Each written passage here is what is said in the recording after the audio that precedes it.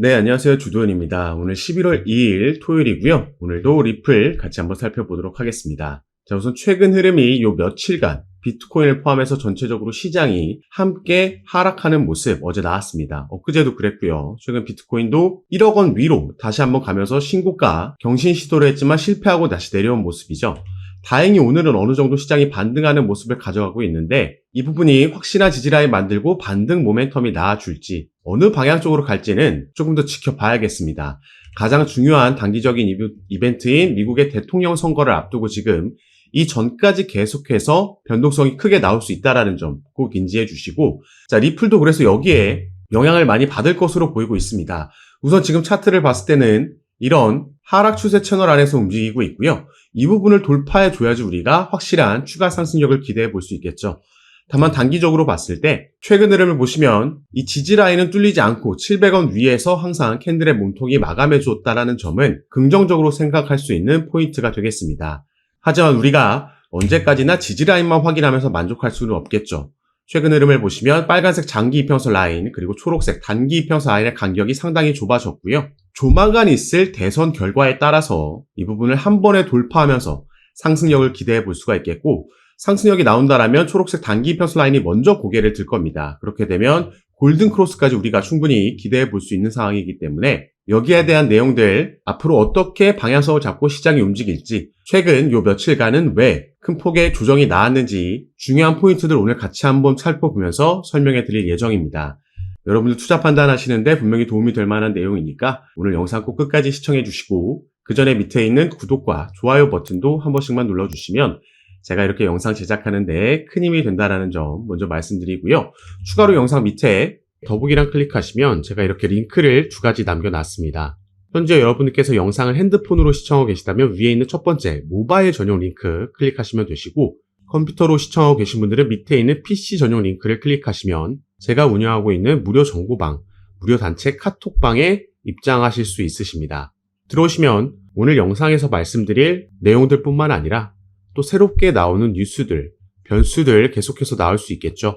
오늘도 이 지정학적 리스크가 새롭게 변수로 나온 만큼 이런 이슈들에 어떻게 대응하면 좋을지 실시간으로 구체적인 타점까지 공유해 드리면서 함께 매매에 도움을 드리고 있으니까 여러분들께서도 이런 정보들 가장 빠르게 받아보시면서 투자 판단에 참고하시고 매매 진행하시면 더욱 좋을 것 같습니다.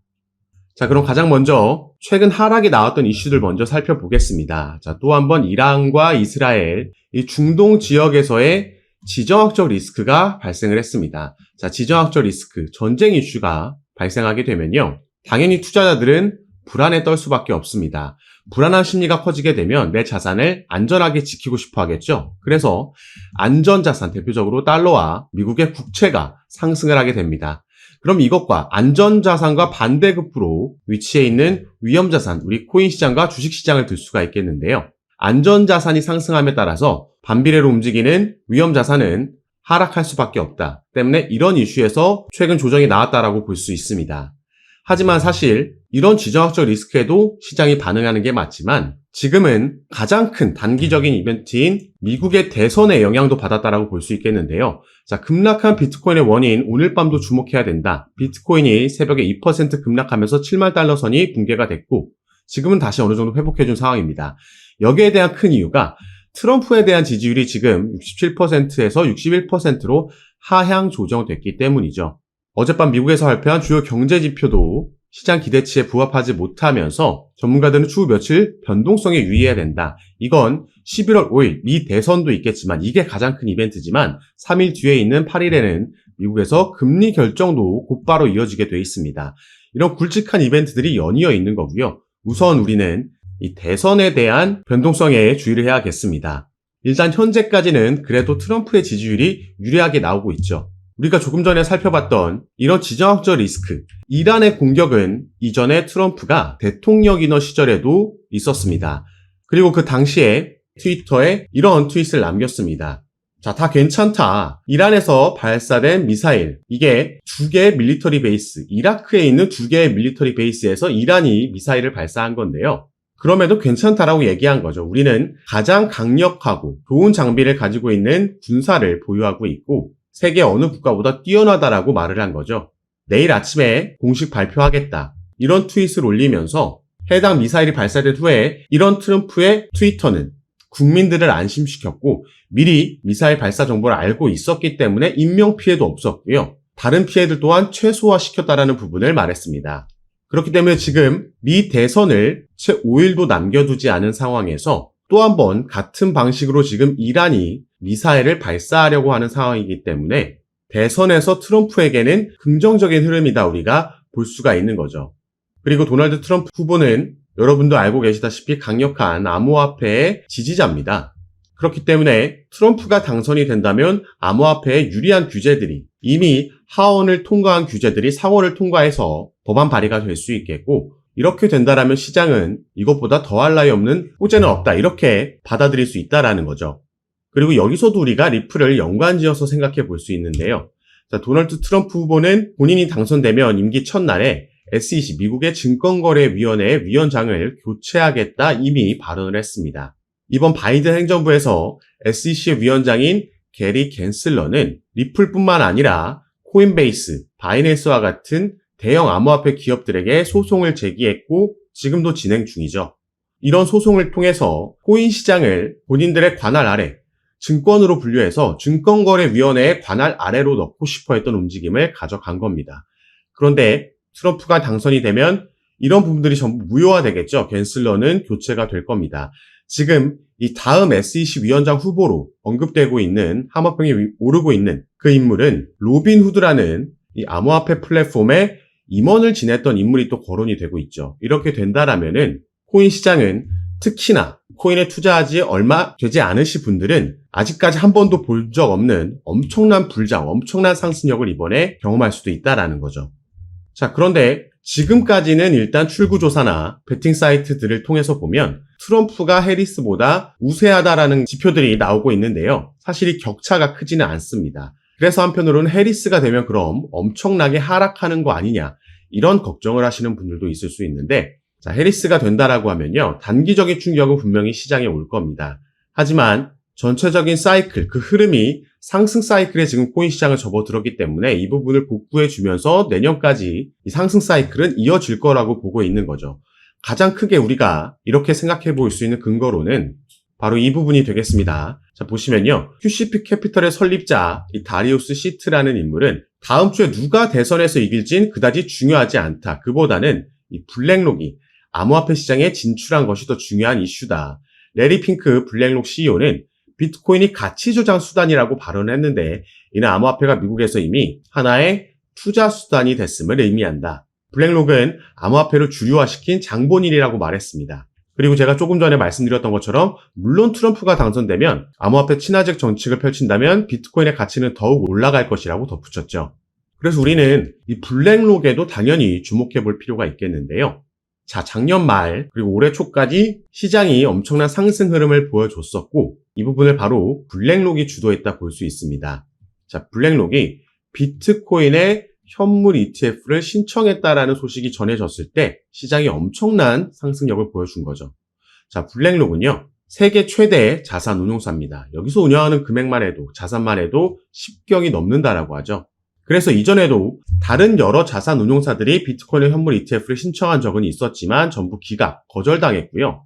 이런 와중에 블랙록이 신청을 했기 때문에 당시에 기대감이 커졌던 거죠. 블랙록은 여기서 신청했던 ETF 건들 수백 건이 있었을 텐데 이 중에서 승인율이 99%에 달했습니다. 그만큼 강력한 영향력을 가지고 있는 자산 운용사고 결국에는 그래서 올해 1월 달에 이 부분을 승인을 받아냈죠. 이어서 이더리움의 현물 ETF까지 승인을 받아냈습니다.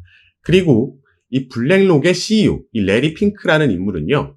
비트코인과 이더리움 ETF를 신청하고 승인받은 건 모든 자산 토큰화의 시작이라는 발언을 했습니다. 자, 밑에 내용도 함께 간략하게 보시면 자, 그는 위험한 신생 자산군에 대한 노출을 제공하는 안전한 방법으로 평가받는 이 ETF가 금융시장 기술혁명의 1단계였고 2단계는 모든 금융자산의 토큰화가 될 것이라고 얘기했죠. 이게 뭐죠? 모든 금융자산, 실물자산을 토큰화한다라는 게 최근 주목받고 있는 RWA, 리얼월드 에셋 테마라는 겁니다. 그래서 이 관련 테마에 있는 코인들이 블랙록에서 또 한번 RTF 펀드를 신청했을 때 엄청난 급등을 보여줬고요. 이게 미래에는 가장 큰 먹거리가 될 거다. 래리 핑크는 이런 관련된 발언들을 이 기사뿐만 아니라 반복적으로 계속해서 최근에 해왔습니다. 그래서 우리가 여기에도 주목해 봐야 되는데 이 부분에서도 리플은 관련된 움직임을 이미 이전부터 가져갔습니다. 자, 최근에 저번 달이죠. 리플이 전해온 소식 중에 상당히 긍정적이고 여기에 주목해야 된다라고 말씀드렸던 부분이 바로 이거였습니다. 리플이 은행용 암호화폐 수탁 서비스를 출시하겠다라고 얘기를 한 거죠. 그러면서 사업을 다각화하는 움직임을 가져갔다라고 했는데, 자, 암호화폐 수탁 서비스, 영어로는 커스터디 서비스라고 하는데요. 자, 이게 뭐냐? 암호화폐 수탁 서비스는 디지털 자산을 보관할 수 있도록 지원하는 서비스로 은행과 핀테크 고객이 디지털 토큰을 보관하고 유지할 수 있도록 하는 다양한 기능을 제공하는 겁니다. 그래서 작년부터 리플은 이 수탁 관련 기업을 두 곳이나 인수하면서 이 부분을 준비해 왔다라는 거죠. 자, 그런데 여기서 우리가 주목해야 되는 건요. 자, 리플은 향후 점점 더 많은 실물 자산이 디지털 토큰으로 거래될 것으로 예상하며 커스터디 서비스 고객이 XRP 레저를 사용해서 법정 화폐, 금, 석유 같은 상품과 부동산 등 이 실물 자산을 토큰화할 수 있도록 할 것이라고 밝힌 거죠.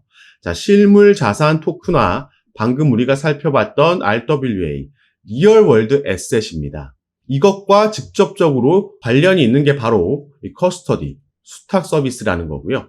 그래서 리플은 이 미래의 가장 큰 먹거리로 예상되는 부분을 작년부터 무려 관련 기업을 두 곳이나 인수하면서 준비해 왔다라는 거죠.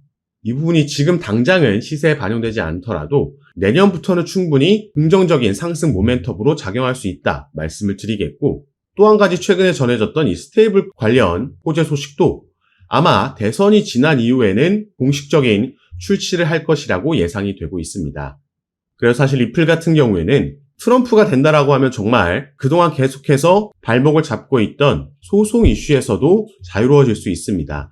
SEC 위원장이 교체되고 나면 지금 진행되고 있는 소송을 SEC가 자체적으로 철회하고 취하할 수 있기 때문이죠. 그렇게 되면 스테이블 코인도 출시할 거고 내년에 커스터디 서비스가 RWA와 연관되면서 호재로 작용할 수 있겠고, 리플은 IPO도 충분히 준비하고 있었습니다.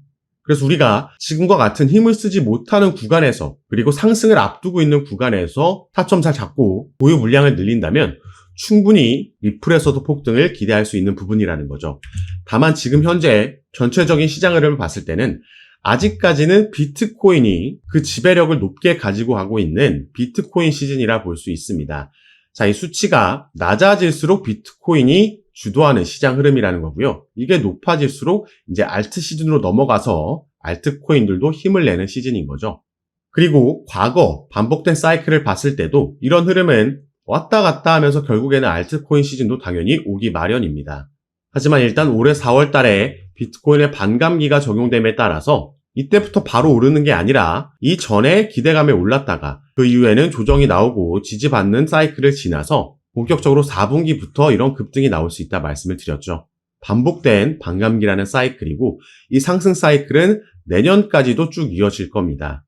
비트코인이 먼저 가고 나서 다시 한번 신고가를 기록하고 더 높은 곳까지 올라가고 나서 이때부터 함께 올라가던 알트코인들도 본격적으로 상승력을 보여줄 거다. 대선 결과에 따라서는 가장 큰 수혜를 받을 수 있는 게 또 리플일 수 있다. 이렇게 보고 있습니다. 그래서 우리에게 중요한 건 지금 단기적으로 대선 전에 크게 변동성이 계속해서 나올 수 있고 지정학적 리스크라는 변수도 등장하고 있기 때문에 이런 변동성에 알맞게 빠르게 대응하는 게 중요하다라는 거죠. 그래서 이런 부분은 새롭게 나오는 소식들 제가 가장 빠르게 카톡방에서 공유해드리고 있고요. 아무래도 이렇게 미리 촬영하고 나중에 업로드한 유튜브 영상을 보시고는 빠르게 실시간으로 대응받기가 어렵기 때문에 카톡방 입장하시고 이런 부분 여러분들도 받아보시면서 투자 판단에 참고하시면 가장 좋을 것 같습니다. 아까도 말씀드렸듯이 영상 밑에 보시면 제가 이렇게 링크를 2가지 남겨놨습니다. 현재 영상을 핸드폰으로 시청하고 계신 분들은 위에 있는 모바일 전용 링크, 컴퓨터로 시청하고 계신 분들은 밑에 있는 PC 전용 링크 클릭하시면 제가 운영하고 있는 무료 정보방, 무료 카톡방에 입장하실 수 있습니다. 들어오시면 새롭게 나오는 뉴스들, 변수들 공유해 드리면서 우린 여기에 어떻게 대응하면 좋을지 구체적인 타점까지 공유해 드리면서 함께 매매를 진행하고 도움 드리고 있는 방이니까 여러분들께서도 들어오셔서 이런 정보들 실시간으로 받아보시고 투자 판단에 참고하시면 더욱 좋을 것 같습니다. 이런 종목들은 비트코인이나 이더리움, 리플과 같이 시가총액이 큰 종목들과는 분명히 다른 접근법으로 빠르게 대응해야 된다는 거 꼭 참고해 주시고 올 4분기부터 내년까지 이어지는 코인 시장의 강세장에서 우리가 대응 잘하면 크게 수익 볼 수 있는 그 기회, 사이클이 돌아온 거니까요. 저와 함께 조금 더 안전하게 알맞게 대응하시면서 꼭 큰 수익 얻어가시는 시간으로 함께 만드셨으면 좋겠습니다. 자, 그럼 오늘 영상도 끝까지 시청해 주셔서 너무 감사드리고 저는 다시 카톡방에서 여러분들 대응 도와드리고 상담 도와드리면서 찾아뵙도록 하겠습니다. 감사합니다.